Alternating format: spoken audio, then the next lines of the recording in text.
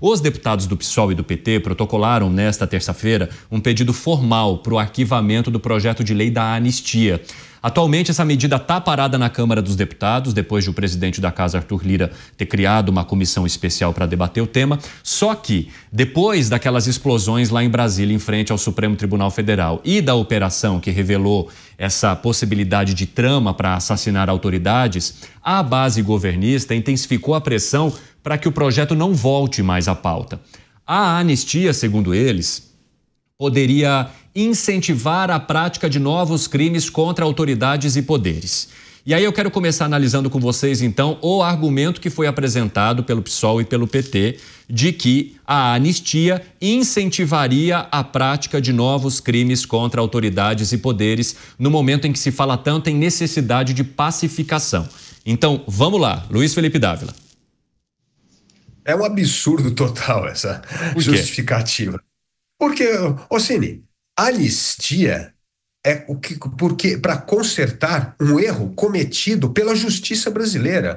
Ou seja, como é que você tem inquérito por tempo indeterminado? Como é que você julga as pessoas de maneira sigilosa, não lhes dá o direito à ampla defesa, não respeita o trâmite do devido processo legal? Este é o problema. A anistia é para corrigir os abusos da justiça em julgar aquelas pessoas do 8 de janeiro. Porque se a justiça fosse de verdade, sabe o que teria feito, Cine? Teria separado o joio do trigo. Teria punido, sim, com rigor, aqueles baderneiros, teria dado uma punição muito leve para outros e teria dispensado 90% daqueles casos. Vou dar um exemplo. É o exemplo daquela cabeleireira que com um batom escreveu e ela vai pegar 15 anos de cadeia como atentado à ordem democrática. Isso é um absurdo total. A anistia é para corrigir uma justiça que desrespeitou a lei e os trâmites legais garantidos na Constituição brasileira. É para isso que serve a anistia. Não tem nada a ver com ação futura. Então, assim, é um pedido absolutamente descabido de quem não compreendeu qual é o propósito dessa anistia. É corrigir erros da justiça, porque a justiça ignorou os trâmites legais garantidos pela Constituição, que fazem parte dos direitos individuais de todo cidadão brasileiro. É por isso que a anistia é importante, para redimir uma injustiça cometida no passado. Ô Mota, esse documento ele foi encabeçado pela deputada do PSOL, Sâmia Bonfim. E aí, nesse tem um trecho que traz como argumento a seguinte questão. A matéria do projeto de lei trata, pois, de nítida e flagrante impunidade de criminosos que cometeram todo tipo de atrocidades a pretexto de estarem exercendo o direito à livre manifestação do pensamento, comprometendo a segurança, a locomoção, o trabalho e a integridade física e psicológica das cidadãs e dos cidadãos brasileiros. Como é que você avalia não só esse trecho, mas o movimento que é feito agora pela base governista para tentar colocar na gaveta de vez esse PL da anistia, que poderia também impactar de alguma forma positivamente o ex-presidente Jair Bolsonaro?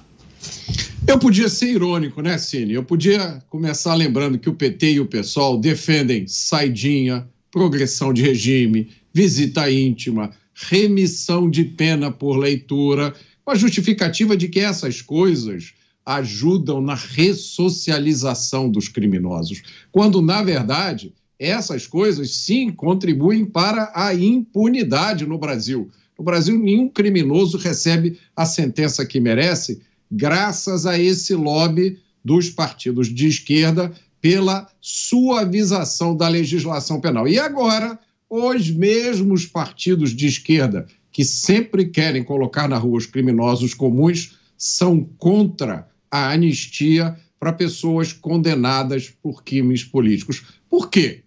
Olha, vamos lembrar aqui, o Estado brasileiro já concedeu anistia diversas vezes, em diversas ocasiões. A última anistia que o Estado brasileiro concedeu beneficiou políticos que foram os predecessores do PT e do PSOL, políticos de esquerda. Agora o PT e o PSOL rejeitam a anistia. É porque tem aquele ditado que diz que o uso do cachimbo entorta a boca. O sujeito chega no poder e ele acha que o poder dele vai durar para sempre. Ele é como se ele estivesse de posse de um martelo. E aí ele resolve usar esse martelo para martelar as mãos dos adversários, mas ele esquece. Um dia, o martelo da justiça muda de dono. Quem rejeita a anistia hoje, amanhã pode precisar da anistia. Para comprovar isso, basta estudar a história do Brasil. A anistia, nesse caso, tem duas finalidades. Uma é reparar, fazer justiça com aqueles que, como disse o Dávila, não tiveram a justiça que mereciam. E segundo, é tirar o país de um beco sem saída. Na minha avaliação, essa é a razão mais urgente da anistia. Porque será que essas pessoas não pensam para onde o Brasil vai parar se elas continuarem com essa atitude de tratar adversários políticos como se fossem inimigos que precisam ser destruídos? A gente viu a mesma coisa acontecer recentemente nos Estados Unidos e olha o resultado da eleição americana. Ô, Beraldo, há uma questão também que gera bastante debate envolvendo essa questão, esse PL da anistia, né, ou a possibilidade de se engavetar ele nesse momento, que seria... por enquanto, a Polícia Federal fala, por exemplo, em ato isolado, no caso do Francisco Vanderlei, lá naquele ataque do Supremo Tribunal Federal, com investigações que poderiam encontrar pessoas que estivessem planejado isso. Mas o ato em si da explosão foi feito por ele, por enquanto, segundo a Polícia Federal, e somente por ele. Mas o que o documento que a situação agora aponta, né, a base governista traz para tentar matar de vez esse projeto, coloca que... em relação ao ataque dos três poderes, há fortes indícios de continuidade dos atos antidemocráticos do 8 de janeiro. E aí eles citam a mensagem que foi escrita para o Francisco Vanderlei no espelho da casa, naquela casa que ele alugou lá em Ceilândia, mencionando a essa mulher que foi citada pelo batom aí do Luiz Felipe Dávila, que ela escreveu "Perdeu Mané" ali na Estátua da Justiça, de uma conexão, ou seja, se ele mencionou aquele fato, quer dizer que há uma conexão com o que ele estaria operando agora, a tentativa de ataque ali à sede do Supremo Tribunal Federal, e conectando esses fatos falando, olha, o 8 de janeiro não terminou, por isso que o PL da anistia também não pode seguir em frente. Como é que você avalia esses argumentos? É uma ginástica assustadora, Cine. Porque, como disse o Dávila, aqueles atos, primeiro, aquelas pessoas que estavam lá, que foram presas, elas efetivamente tinham condições de levar adiante algum tipo de movimento que destituísse do poder as pessoas que estavam tanto na Câmara, os deputados, os senadores, os 11 ministros do Supremo Tribunal Federal e o Palácio do Planalto, aliás, prédios que estavam vazios de autoridade naquele dia. Então, os atos daquelas pessoas que não estavam sequer armadas não teria como consequência a tomada do poder. Foi uma manifestação completamente inadequada, criminosa do ponto de vista de depredação do patrimônio público, foi um tipo de comportamento inaceitável por parte deles, assim como é inaceitável, no meu ponto de vista, manifestações que provocam quebra-quebra na Câmara, mais de uma vez, e que foram feitas pela esquerda brasileira. Manifestações de indígenas que culminam com flechadas em pessoas da equipe de segurança da Câmara dos Deputados. Quer dizer, não há, no meu modo de entender, não há diferença entre as duas circunstâncias. E esta frase que é usada agora para associar esse sujeito aí completamente fora de si, que pega fogos de artifício. Vejam, não existe na história que eu conheço, pelo menos, sobre a qual eu já tenha lido, algum tipo de atentado terrorista com fogos de artifício da passagem de ano. Isso não existe. Quer dizer, uma coisa é um artefato explosivo com poder de destruição. Outra coisa é eu pegar um rojão desse de artifício e jogar contra alguém. Pode matar? Pode, mas não é feito para isso. É completamente diferente. E esta frase que está sendo usada para conectar os dois foi dita pelo ministro da Corte. era uma referência ao ato, claramente, que ele iria fazer no Supremo Tribunal Federal. Então, está proibido se dizer no Brasil perdeu Mané, ou então você está automaticamente conectado ao que aconteceu em 8 de janeiro de 2023. Quer dizer, não faz absolutamente nenhum sentido isso para mim, sim. Luiz Felipe Dávila, usando a referência do Mota, há então uma necessidade de ginástica muito grande para conectar situações? E usando a referência do Mota, teria muita gente ficando com a boca torta e com o cachimbo pendurado? Com certeza. Vamos conectar tudo aqui para a gente arrematar. Ô Cine, mas isso faz parte do joguinho político. Cada partido se manifesta desse jeito, quer fazer ligação. Não tem problema, tá? Isso é do jogo. O problema é que isso não pode impedir um projeto para corrigir uma injustiça. Esse é o ponto.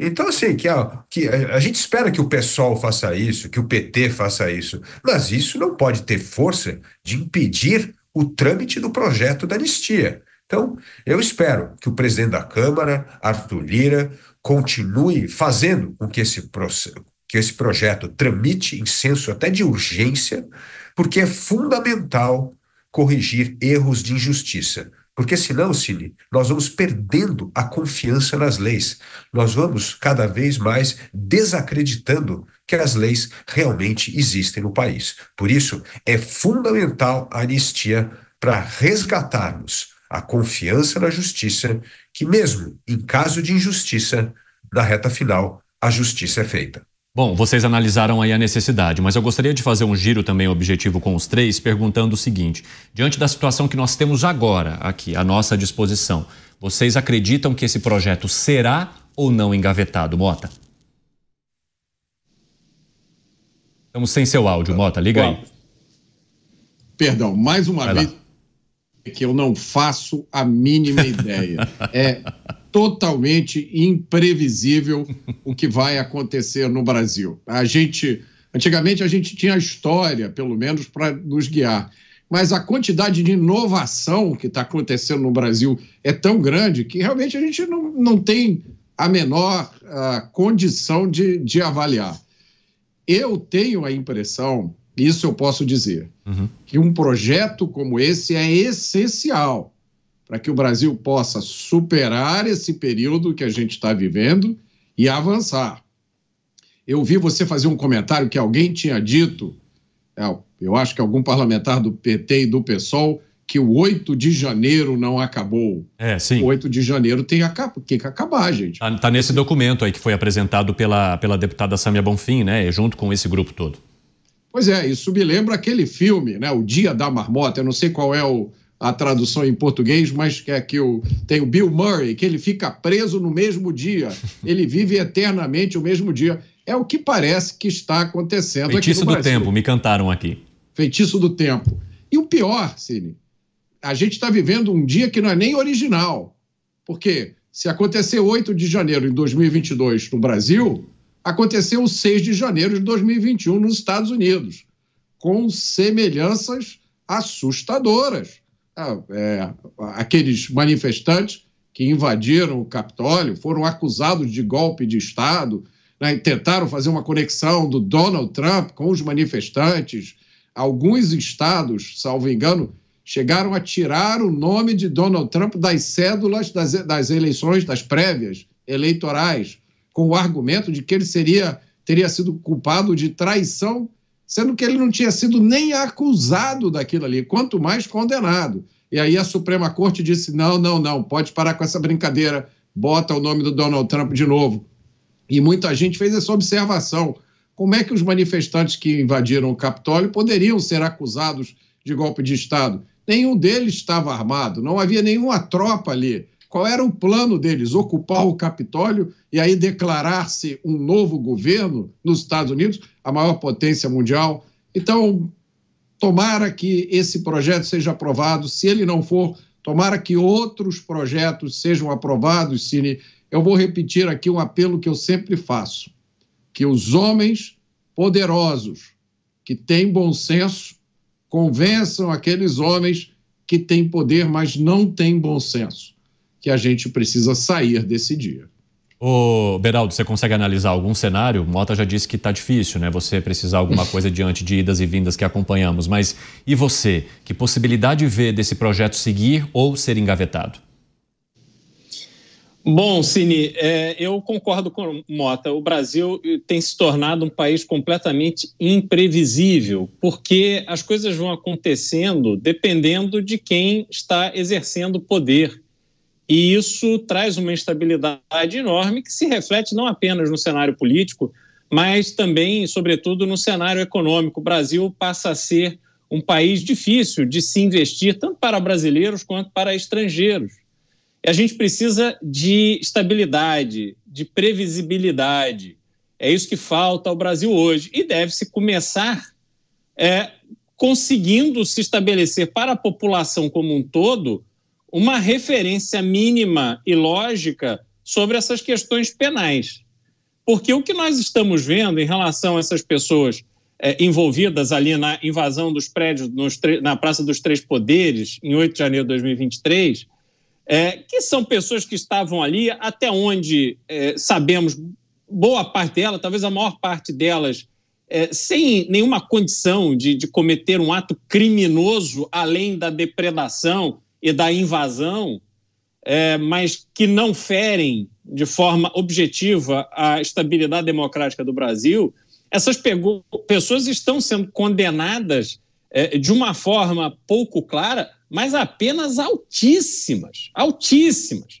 E provavelmente passarão mais tempo na cadeia do que esses executores do empresário que foi morto lá no aeroporto de Guarulhos.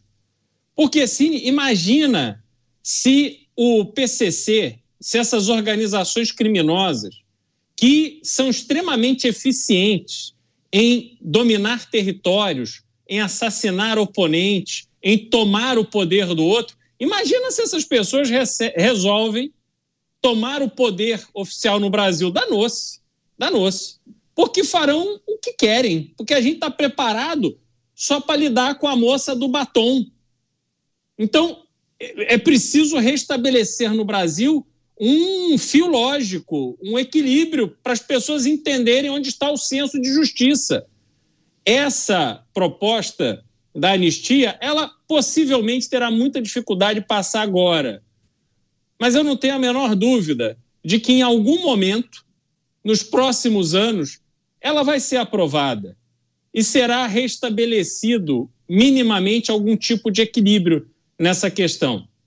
Mas o que será para frente? Para que lado soprará o vento da justiça no futuro no Brasil? Eu não sei, só que nós não podemos ser um país cuja justiça funciona como uma biruta, que cada hora está para um lado. Isso vai minar qualquer perspectiva de estabilidade e prosperidade para o nosso país. Luiz Felipe Dávila, quero te ouvir também, até porque, né, essa proposta da anistia, ela estava muito vinculada a uma articulação política relacionada à sucessão na Câmara. Né? Quando houve ali a necessidade de Arthur Lira de costurar uma possibilidade de apoio do PT ao PL para a sua sucessão, nesse caso para Hugo Mota agora, houve ali um pedido, então, para que o PL da anistia entrasse nessa negociação. As coisas começaram a ficar um pouco mais abafadas relacionadas à articulação, exatamente por conta dos últimos fatos que acabam emparedando, né, os presidentes da Câmara e do Senado numa possibilidade de tocar em frente isso agora, diante da operação e também das explosões ali no Supremo Tribunal Federal. Mas para além da articulação política, ou talvez colocando também esse aspecto da articulação política nessa análise, como é que você avalia a possibilidade dele seguir? Ou pode acontecer como o Beraldo falou, não agora em que a fervura subiu, mas talvez lá na frente? Eu concordo com a postura do Beraldo. Eu acho que não podemos esquecer que o Congresso é uma casa política e é uma casa que reage à temperatura do momento. E a temperatura do momento, com este inquérito, provavelmente acusando formalmente figuras importantes do governo e até mesmo poderá vir a acusar o ex-presidente da República, é óbvio que não existe clima político para se votar isso imediatamente. Então, provavelmente, o PL da anistia deve passar para o próximo presidente da Câmara, Hugo Mota, a partir de fevereiro.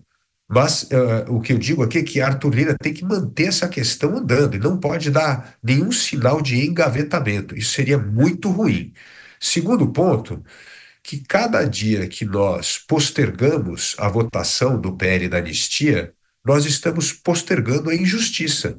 Injustiça que foi cometida pelo desrespeito ao devido processo legal, à ampla defesa, que não foram respeitadas na condenação coletiva de pessoas que participaram da manifestação, da quebradeira, do ato de vandalismo do dia 8 de janeiro. Então, nós sabemos que as penas precisam ser individuais, não existe essa história de colocar qualquer pessoa na cadeia por 15 anos dizendo que, na verdade, é um conspirador contra o Estado Democrático de Direito. Não, isso não cabe.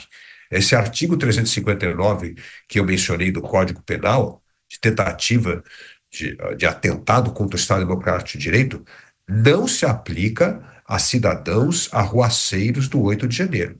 Se aplicam a esse grupo que está aí. Esses militares que se envolveram nesse projeto de golpe de Estado. Então, quanto mais tempo demorarmos para aprovar o PL da anistia, maior será o período que nós vamos postergar fazer justiça com pessoas que foram injustiçadas porque as regras do Estado Democrático de Direito não foram respeitadas.